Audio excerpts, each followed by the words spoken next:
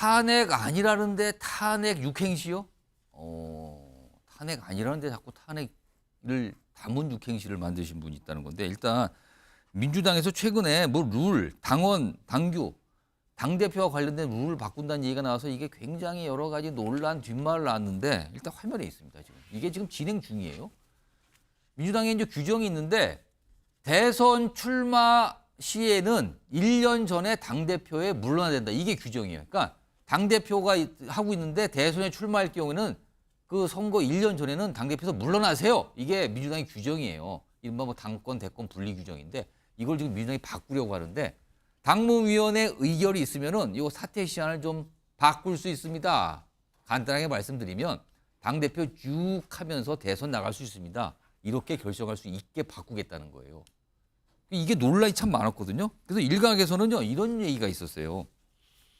이거 지금 윤석열 대통령에 대한 탄핵 이거 민주당이 벼르고 있는데 그거를 관철시킨 다음에 조기 선대 열리면 당대표 유지하면서 이재명 대표가 대선 출마하려는 거 아닙니까? 이 얘기가 단박에 나왔어요. 그러자 민주당에서 약간 수습을 합니다. 목소리 들어보시죠. 만약 뭐 여러 가지 사유로 이 대선 일정이 만약 뭐 개헌 등의 사유로 변경될 시에는 1년 전 사퇴 조항을 적용할 경우엔 이재명 대표는 피선권이 박탈됩니다. 탄핵을 저는 염두에 두진 않고요. 저는 여러 가지 뭐 대통령 연임제를 포함해서 뭐 여러 개헌 이슈도 있을 수 있다 보고요. 강성필 부위원장 설명이 이렇게 아주 100% 명확하지는 않는데 일단 뭐 탄핵은 아니라 그래서 그걸 염두에 둔 건 아니라고 그랬는데 그러면 이렇게 룰을 바꾸려고 하는 진짜 이유는 뭡니까? 사실요, 이 본질이요. 예. 지금 탄핵이 될 거냐 안 될 거냐, 그리고 그 탄핵 열차에 민주당이 공식적으로 인정하냐 안 하냐, 이게 사실 본질인 거예요. 왜냐?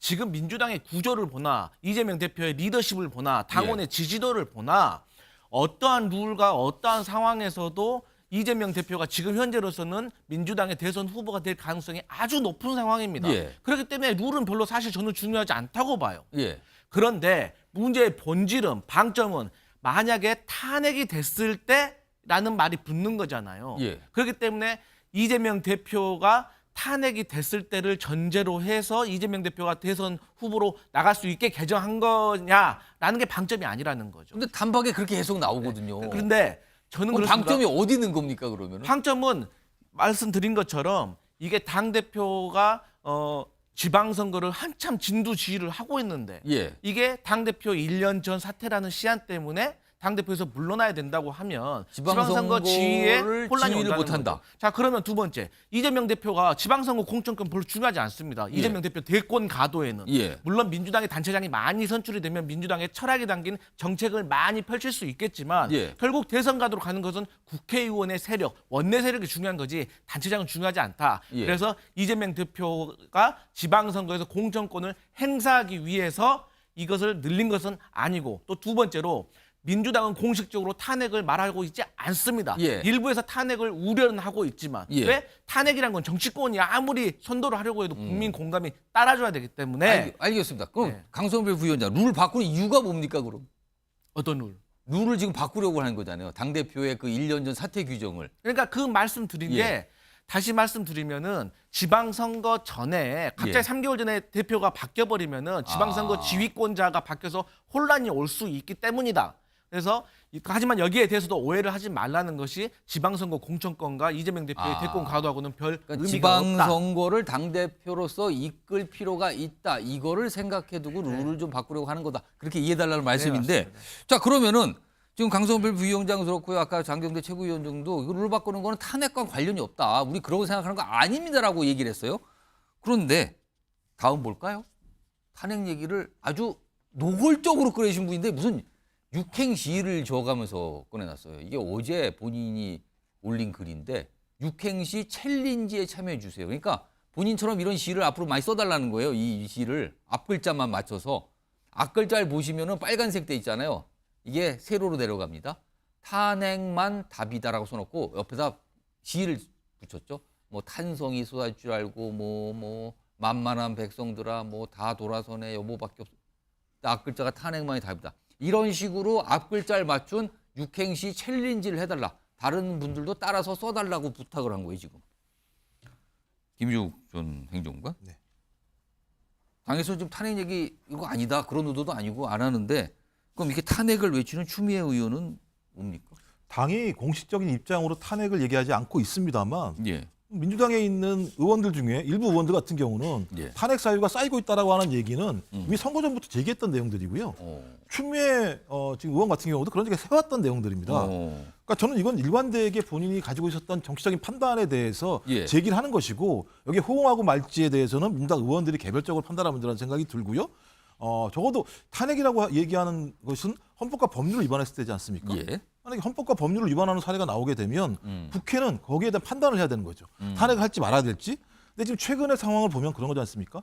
소위 최혜병 특검법 문제와 관련해서 전 최혜병 특검법 자체가 어느 순간부터 그 가장 핵심적인 인물로서 대통령이 등장을 하고 있는 상황이다.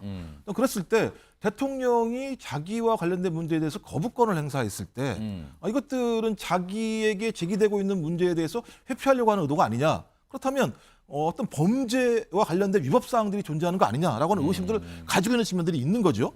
전 그런 측면에서 또 검찰 인사 같은 것도 마찬가지입니다만 자기 본인의 부인의 문제와 관련해서 검찰 인사를 통해서 그 부분을 막으려고 하는 거 아니냐 이런 흐름들이 있기 때문에 그런 내용들이 하나하나 만약에 법률 위반 사항들이 사실로 등장한다면 예. 당연히 국회는 거기에 대한 판단을 해야 되는 거기 때문에 추미애 의원 같은 경우는 탄핵만 답이다라고 하는 생각은 예. 이미 현재 대통령이 상당 부분 탄핵에 준하는 위법적 행위를 했다라고 본인은 판단하는 거죠. 그럼 저는 당연히 국회의원이 그런 판단을 하는 거에 대해서 제기하는 게 좀 문제가 있다고 생각하지 않아요.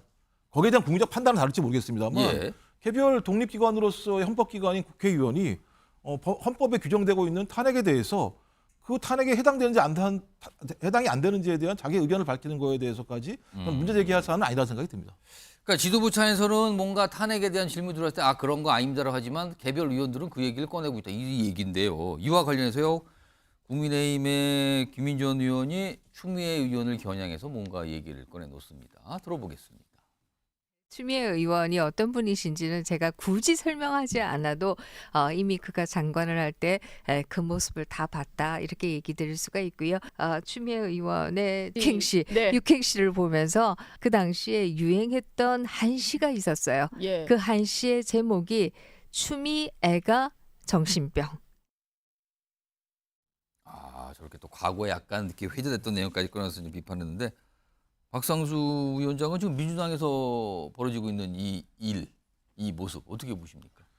그러니까 민주당의 선동이 정말 극에 달하고 있다라는 생각이 듭니다. 사실 뭐 최상병 사건도 공수처에서 이렇게 속도를 높여가면서 수사를 하고 있고 저는 공수처에 대해서 처음부터 설립에 반대론자였지만 그래도 뭐 요즘 공수처 수사하는 거 보면 공수처 설립 이후 정말 최선을 다해서 하고 있다는 생각이 들거든요. 그럼 한번 민주당이 공수처를 그렇게 노력해서 만든 건데 그 최선을 다한 수사 결과 한번 기다려볼 생각도 없이 특검을 밀어붙이는 것도 그렇고 아니 검찰 인사도 그렇게 뭐 문제라고 했는데 막상 수사 실무자인 부장검사들은 하나도 이동하지 않았어요. 그 수사 실무자인 부장검사들이 하나도 이동하지 않으니까 그건 또 조용히 지나갑니다. 예. 그게 이제 자기들한테 전혀 유리하지 않을 거라는 걸 알고 있거든요. 그러니까 조용히 지나가는 거죠. 그럼 그 친윤 검사들이 왜 부장검사를 이동하지 않았을까? 이에 대한 답도 안 해요. 그냥 모른 척 지나갑니다. 근데 우리나라가요. 검사도 그렇고 공수처도 그렇고 어쨌든 우리나라 이 법률가들이 나름대로의 그 양심과 법률에 따라서 수사를 하고 있잖아요. 예. 그와 같은 제도가 있으면 그와 같은 제도를 일단은 신뢰를 하고 가는 것이 또 다른 헌법기관으로서 국회의원이나 국회가 해야 될 미덕인 건데 예. 이런 식으로 탄핵을 무슨 하나의 당연한 목적처럼 해놓고 자신들이 추천하는 검사들인 특검만 이렇게 수사할 수 있다라고 밀어붙이면 그 특검의 객관성은 누가 담보합니까? 예. 그러니까 지금처럼 이런 식으로 탄핵의 의사를 계속해서 드러내는 것이 결코 민주당에게도 정말 탄핵을 원한다고 하더라도 결코 도움이 되지 않을 것이다. 국민들 다 알고 있다. 이 말씀을 좀 드리고 싶습니다. 자, 지금 뭐 민주당에서 최근에 룰 바꾸는 그 의도가 무엇이냐 거기서부터 시작이 됐죠. 그다음에 그 세용이 가면서 그거에 대해서 그거 아닙니다 설명. 그런데 의원들은 또 탄핵을 종종 언급하면서 막 시까지 있는 상황. 이게 무엇이냐 이 얘기를 해봤는데 지금 여기에 추미애 의원이 등장을 하는데 오늘 추미애 의원이 본회의장에서 단상에 섰어요. 의장석에. 자, 관련된 모습부터 확인해 보겠습니다. 당선자들께 증정해드리도록 하겠습니다. 국민들이 함께했기 때문에 이번 선거에 이길 수 있었고 제가 세상 살아보니까 성질대로 다 안 되더라고요. 욱하는 마음도 있고 도저히 용서가 안 되기도 하고요. 원래에 따라 명패 수보다 89표를 얻은 우원식 의원이 의장으로 당선되었음을 선포합니다.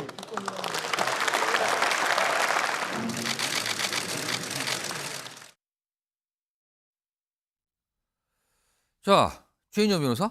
아니 오늘 본회의 임시 본회의 열렸어요. 국회의장을 민주당에서 후보를 냈잖아요. 확정해서. 네네. 그리고 부의장 한 명하고 국회의장 한 명이 냈는데 그걸 최종 의원들 투표로 확정하는 본회의가 열렸는데 사회를 추미애 의원이 봅니다. 의장 자리에서. 그렇습니다. 지금 첫 22대 첫 어떻게 보면 첫 본회의. 임시회의 그렇지 않습니까? 그러면은 누가 대장을 하죠? 누가 의장을 하죠? 아, 의장이 안 뽑혔으니까. 그렇죠. 그러기 위해서 이제 국회법에 보면은 예. 첫 어떻게 보면은 새로운 국회가 했을 때는 최다선 연장자, 최다선 지금 6선이시니까 지금 6선. 국회에서 가장 선수가 높으시죠. 그럼 그리고 또 국회에서 6선 예. 가장 어른이란 뜻입니까? 그렇죠. 그러면은? 그리고 또 같은 선수가 여러 명 있으면은 예. 그 중에서 연장자라고 해봤더니만 이 추미애 이제 당선인이 아니고 의원이시죠. 예. 의원께서 딱 그 요건에 맞다 보니까 의장석에서 첫 회의를 주재하는 그것이 국회법에 규정이 돼 있다가 했는데 아마 이 자리가 내 자리인데라고 생각했을지도 모르겠습니다만 어쨌든 뭐 회의의 개회 그리고 절차 진행 그 자체에서는 큰 무리가 없이 진행했을 것으로 보이는 것 많은 같습니다. 분들이 굉장히 오늘 묘한 모습이다. 사실은 추미애 의원이 국회의장에 도전을 안 했더라면 주목 자체를 받을 장면이 아니에요. 근데 본인이 국회의장이 하겠다고 당내 경선에 나섰지만 탈락을 했거든요. 그런데 첫 본회의에 본인이 의장석 사유를 보고 우원식 의원이 국회의장이 되는 투표를 본인이 주재를 한 게 됐단 말이에요. 자, 저 자리에서 추미애 의원, 최인영 변호사 무슨 생각했을 것 같습니까? 야, 이 정말 내 건데 뭐 이런 생각을 좀 했을 것 같습니다. 굉장히 보면 만감이 교차하시지 않을까 싶은데요. 굉장히 차분한 어조로 결국 임시의장으로 해서 22대 국회 회를 선언했다는 사실 자체로서도 어떻게 보면 굉장히 역사적 순간이었던 것이죠. 다만 실질적인 22대 국회의장을 선출한 다음에 의사봉을 넘겨주고 하는 그런 모습, 그때는 아마 정말 아쉽다 이런 생각을 했지 않을까 싶은데 어쨌든 간에 6선 어떻게 보면 22대 국회의 가장 어른으로서의 역할은 충실히 하셨다. 저는 그렇게 평가를 합니다. 강성필 부위원장? 네. 추미애 의원 저 의장석에 서서 마이크를 잡고 우원식 의원을 국회의장으로 뽑는 내용을 본인이 사회 보고 주재했을 때 무슨 생각을 하면서 저걸 했을까요? 사실 오늘 본회의가요. 예. 상당히 조금 웃을 일만 아닙니다. 왜냐하면 1967년 그리고 2020년 그러니까 7대 국회, 21대 국회 때는 예. 여당 단독만으로 열린 적은 있지만 야당 단독만으로 본회의가 오늘은 개회된 적은 처음이에요. 국민의힘 의원들이 네. 참석을 안 한 그렇기 상태였죠. 때문에 그런 어떤 침울한 분위기 속에서도 예. 그 추미애 의원께서는 아마도 예. 이런 노래 있잖아요. 내가 웃는 게 아니야. 라는 어떤 그런 마음이셨지 않았을까. 웃는 게 아니라는 거는 혹시 설마 네. 여당 의원들이 참석 안 해서 그것 때문에 웃는 게 아니란 뜻입니까? 네, 아니면 사실 다른 이유입니까? 이 의사봉이 거의 저한테 한 아. 90% 들어왔다가 지금 잠깐 있다 나간 것 같아가지고 하지만 또 2년 후에 예. 또 기회가 있기 때문에 예. 네, 잘 보관하라고 마음속으로 그렇게 말씀하지 않으셨을까 그렇게 생각해 봅니다. 근데요, 여기서 마지막으로 제가 생각이 드는데 이거 제가 김종욱 전 행정관하고 박상수 위원장께 한 30초씩만 드릴게요. 지금 이제 전반기, 후반기 국회의장 나눠서 하는 2년씩. 그래서 김종욱 전 행정관. 후반기 때 추미애 의원이 국회의장에 뽑힐 가능성 어떻게 보십니까? 정치는 알 수 없는 거기 때문에요. 예. 제가 볼 때는 본인이 계속 국회의장을 하시겠다고 판단하면 예. 저는 후반기에 줄 것 같아요. 전반기에 이런 일이 있었기 때문에 민주당 내부에서. 근데 본인이 또 정치적인 어떤 다른 흐름들이 존재할 수도 있기 때문에 알 수는 없는 상황입니다만 그런 것이 아니라면 저는 당연히 전반기에 말씀하신 것처럼 90%까지 다 왔는데 다시 한 번 더. 그러니까 당심은 왔는데 의심이 안 온 거지 않습니까? 좀 그렇다면 후반기에는 저는 민주당 국회의원들이 예. 뭐 바뀌지 않을 테니까 저는 미안해서라도 추미애 의원을 국회의장으로 후반기 의장으로 뽑을 거라고 생각합니다. 예. 박성주 위원장은 당심은 이번에 왔는데 의심이 안 왔다. 그 후반기 때는 의심이 오겠습니까? 추미애 의원이 혼자가 아니에요. 단일화를 했잖아요. 예. 정성호 의원이 가만히 계실까요? 나는 모르겠어요. 이게 단일화를 했기 때문에 예. 그래서 단일화 대상이었던 분들 중에 또 다시 또 다시 생각을 또 이렇게 생각하시는 분이 있지 않을까라는 생각이 듭니다. 알겠습니다. 아무튼 오늘 굉장히 주목을 받았어요. 아, 의장 도전했는데 의장이 아닌데 의장 역할을 하는 저 모습은 무엇일까? 이런 얘기들이 있었습니다.